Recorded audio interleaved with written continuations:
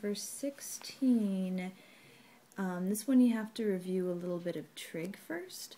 So if we go and look at xy coordinate, so let's say you have some coordinate here, xy, that means we went x out and y up. So you can describe it with an x and a y, but you could also describe this point by saying you went up a certain angle and went out a certain radius.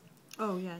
So if you were then to use SOHCAHTOA to write out the trig ratios, you could say that the sine of your angle is y over r, the opposite over the hypotenuse, and the cosine of your angle adjacent over hypotenuse, so x over r.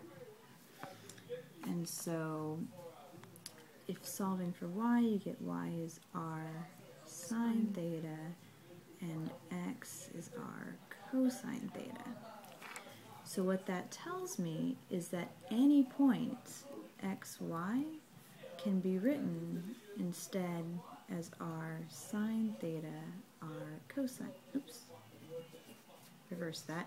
The x was r cosine theta and the y was r sine theta. So, given that, looking back at this problem, we have an octagon, which I still cannot draw, but I want to describe this point here, Q, and I want to describe it just if I find this angle, and they say the radius of the circle is r, if I find this angle, I'll be done. So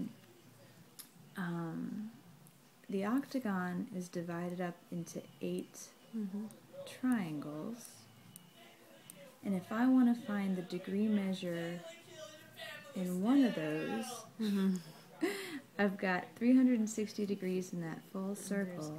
If I divide it up amongst 8 triangles, I've got 45 degrees in each triangle.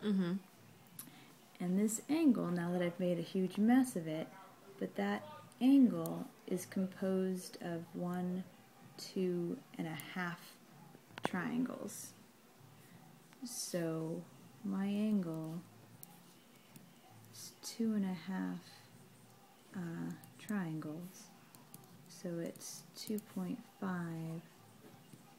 times 45, which gives me 112.5. Oh, yeah.